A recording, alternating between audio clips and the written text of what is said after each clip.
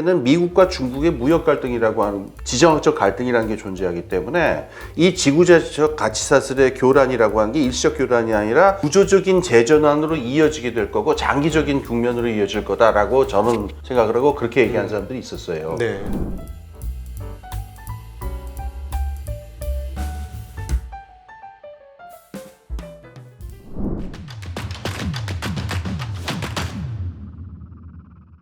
바이든까지의 어떤 세계 질서라고 한다면 뭐 트럼프 때 어떻게 바뀔지 뭐 두고 봐야 되겠습니다만은 사실 바이든이 마지막까지 흔들었던 거는 스위프트 체제. 네, 예. 사실은 지금 말씀하신 거를 한번 이렇게 현장으로 접목을 시켜보면 미국의 금융이 그렇게 강력하게 힘을 낸 근본적인 시스템은 스위프트 체제. 그러니까 세계 금융을 하나로 묶어놓은 시스템 말씀이죠. 예. 그거에 묶어놨기 때문에 그런 예. 거 아니냐 하는 건데 사실상 지난 몇 년간 가장 큰 사건은 그렇게 따져 보면 러시아 우크라이나 전쟁으로 인해서 러시아가 스위프트망에서 빠졌음에도 불구하고 아직도 생존하고 있다라는 측면. 예. 왜냐하면 거기 빠져나가면은 그 질서로 따지면 무너져 버리거나 위축이 되거나 그래서 미국 말을 듣고 그냥 고분고분 예. 전쟁을 그만두던가 이렇게 예. 했어야 되는데 전혀 그렇지는 않았지 않습니까? 예.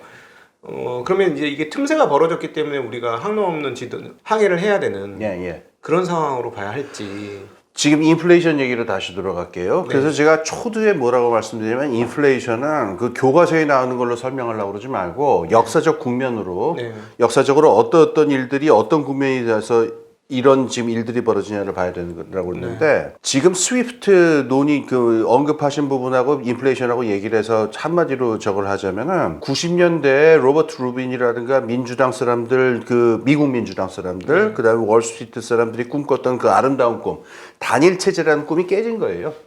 지금 깨진 거예요. 네네. 그러니까는 이게 지구적 가치 사슬도 지금 미국하고 중국이라고 하는 두 개 또는 모르죠. 그 다음에 주변에 이 두 개를 중심으로 해서 뭐 러시아나 인도가 어떻게 움직일지 모르니까 그러니까는 지구적 가치 사슬도 반도체라든가 이 부분에서 끊어지기 시작했고 이게 나눠지기 시작했고 산업 구조라든가 공간 배치라고 하는 것도 빠른 식으로 지금 바뀌고 있단 말이에요. 그러니까 지급 결제 시스템이 옛날 같은 단일 체제였다고 한다면은 스위프트에서 쫓겨났다 그러면은 축구 얻은 곳으로 쫓겨났으니까 그냥 굶어 죽는 수밖에 없었겠죠. 대표적인 북한 같은 데가 그런 네, 거죠. 북한 그래가지고 굉장히 힘든 시절을 보냈잖아요. 네네. 근데 지금 스위프트에서 쫓겨나도 룰루랄라 이러고 앉아있다. 이런 얘기는 이미 이게 단일 체제가 아니다라고 하는 얘기를 지금 바뀌고 있는 거고, 실제 어떤 자세히 이걸 파악을 할 수는 없습니다만, 원자재라든가 이런 부분에 있어가지고 스왑이라든가 다른 형태들이 지금 들어오고 있는 거고, 네. 그러니까 미국이 만들어 놓은 그 제국적 질서, 하나의 단일 체제라고 하는 질서하고 다른 형태로 바뀌어 나가고 있다. 아까 우리 말한 대로 항로에 없는 바다로 지금 가고 있다. 그런 상황이 되고 있기 때문에 인플레이션이 지금 그 상황에서 지금 벌어지는 거예요. 그러면 이제 인플레이션은 그동안에 어떤 제어할 수 있는, 그러니까 제약 가격을 딱 잡아 놓으면서 제어할 수 있는 수준에서 제어할 수 없는 상황으로 변이되고 있다. 우선 제일 먼저 2021년으로 돌아갔을 적에 그때 이제 인플레이션 시작해서 했을 적에 그러니까 이견이 없는 모두가 얘기하는 인플레이션의 시작 원인은 코로나 때문이었는데 그렇죠. 가치사슬이 다 무너졌다. 네. 그러니까 그 전에 있었던 쭉 가치사슬이 있었는데 이게 무역 질서가 파행되고 등등 하면서 여기서 인플레이션이 발생을 했다는 건 이론의 여지가 없어요. 문제는 뭐냐면 이게 금방 해결될 거다라고 하는 게 그 당시에 파웰 의장 같은 사람들이 그래가지고 계속 대처를 늦게 했잖아요. 인플레이션에 대한 대처를. 금방 해결될 거다. 지구적 가치사슬이 금방 재건되고 코로나 이전으로 돌아갈 거다라고 하는 생각을 하는 사람도 있었고 아니다. 돌아가지 못한다. 이거는 밑에 그러니까 저는 이제 두 번째 저거였었는데 뒤에 이 배후에는 지금 일시적인 어떤 교란이 아니라 밑에는 미국과 중국의 무역 갈등이라고 하는 지정학적 갈등이라는 게 존재하기 때문에 이 지구재적 가치사슬의 교란이라고 하는 게 일시적 교란이 아니라 구조적인 재전환으로 이어지게 될 거고 장기적인 국면으로 이어질 거다라고 저는 생각을 하고 그렇게 얘기한 사람들이 있었어요. 네. 그러니까 지금 와서 보자면은 제 얘기지만은 제가 저같이 생각했던 사람들 얘기가 더 설득력이 있다고 저는 보여요. 네네네. 지금 이 말씀한 것을 이제 근거로 한번 진도를 조금 더 나가 보면 결국은 세계 블록화의 핵심 키는 미국이 잡고 있는 게 아니고 중국이 잡고 있다라는 생각이 막 드는 이유가 중국이 굉장히 어려운 거는 부동산이 지금 고점 대비 한 30% 빠졌음에도 불구하고 휘청거리는 이유가 부동산의 자산가치가 미친 듯이 버블을 만든 거예요. 그러니까 블록 걔네는 이제 따로 금융을 돌렸을지 모르겠는데 부동산 금융을 돌리면서 말도 안 되게 키워가지고 성장률을 땡겨놨거든요. 근데 지금 떨어진 규모가 지금 정확한 데이터가 없어요. 근데 떨어진 기준으로 부동산 자산 가치가 55조 달러. 뭐 옛날에 뭐 70조 달러 뭐 이런 얘기했는데 지금 55조 달러. 근데 지금 중국의 GDP는 17조 달러에서 18조 달러 정도 아이고. 수준. 그다음 미국의 GDP는 한 27조 달러. 근데 중국의 지금 주식 자산은 10조 달러. 요즘 그 작년도 9월달 이후로 중국이 하는 행태, 정책 행태들을 보면 미국을 카피해서 자기네 쪽에 완전히 이식해서 자기 나름대로의 길을 걷겠다라는 의도가 강하긴 한데 문제는 뭐냐면 10조 달러짜리 그 주식시장을 키워가지고 이 붕괴되고 있고 무너지고 있는 부동산 시장을 커버리지하겠다는 의지가 상당한 것 같아요. 이걸로는 이제 더 이상 한계에 도달했다는 인식이 도달한 것 같고 근데 문제는 뭐 가격 차가 너무 큰 거예요. 55조 달러라고 하면 55조 달러, 10조 달러? 5배 차이잖아요. 여기서 5%만 움직여도 여기를 쉽게 얘기하면 막 20-30% 땡겨야 커버가 된다는 뭐 그런 계산이 나와서 당분간 따지고 보면 중국이 미국을 대체할 수 있는 어떤 그 내부적인 금융 환경이라든가 이런 걸 만드는 데 시간이 굉장히 많이 걸릴 것 같다. 아무리 열심히 노력한다고 해도 그런 판단이 드는데 만에 하나 자 가정법으로 그래서 얘네들이 정말 자기 나름대로의 뭐 금융과 경제 질서 시스템을 완성을 했어요. 예를 들자면 주식시장이 한 25조 달러에서 30조 달러 뭐 이런 식으로 GDP 대비 한 2배 정도 성장을 하고 부동산 안정적으로 이렇게 잘잘잘잘 흘러내리면서 뭐 50조 달러 내외까지 잘잘잘 흘러내리면서 이제 큰 충격을 더 이상 안 줘. 그러면 숫자적으로 중국은 살 수 있잖아요. 인구가 많으니까 자기 나라 자체가 세계지 않습니까? 얘네가 이제 우리 미국 필요 없어. 우리 내수로도 너희한테 수출하던 것만큼 상당 부분 커버돼. 이렇게 해서 딱 끊어버리면 놀라운 세계 상황이 펼쳐질 수도 있겠네요. 그렇죠. 엄청난 생이 벌어지게 될 텐데 저는 지금 그러니까 중국이 그렇게 해가지고 인워드 루킹 그러니까 내수 자기들 그 내부 중심으로 가는 그 시나리오에 대해서 저는 그렇게 가지는 않을 거라고 생각해요.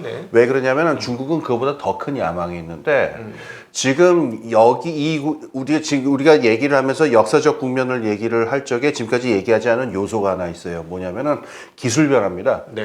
저는 어떻게 보냐면 아까 우리가 제 얘기할 적에 지난 그 90년대 이후의 질서에서 물가를 그 재화 시장의 물가는 안정돼 있고 자산 가격은 계속 올라가는 얘기를 했었죠. 저는 어떻게 생각하면은 이제부터는 이 자산 가격의 추이가 바뀔 거라고 생각을 하는데 자산 가격이 지난 30년 동안 계속 오르게 되는 가장 중요한 밑에 있는요. 지리적 팽창 때문이에요. 아까 말씀드린 대로 이 시장도 열렸네 저 시장도 열렸네 이렇게 되면서 안에 있는 무슨 산업을 하고 있는지 그 내부에 뭐가 인 걸 떠나가지고 계속 이머징 마켓이 나타나게 되면서 좋은 자산들이 나타났기 때문에 자산시장이 계속 오른 거란 말이에요. 요거는 어느 순간에 끝냐면은 지리적 팽창이 끝나는 순간에 이 지속적인 상승세는 멈출 거예요. 그런데 지금 생각해 보세요. 지금 전 세계 뭐 이머징 마켓이라고 하면 계속 나타납니다만 이게 옛날처럼 단일 시장, WTO 시스템 같은 어떤 단일 시장이 저게 아니기 때문에 어디가 이머징 마켓이 됐다고 해가지고 그 자산 거기에 갖다가 바로 투자해서 바로 수익성만 가지고 생각할 수 있는 그런 상황은 아니거든요. 그게 중국에 더 가깝냐, 미국에 더 가깝냐, 그 다음에 가치사슬이 어느 쪽으로 연결되어 있냐 이거를 감안을 해야 되니까.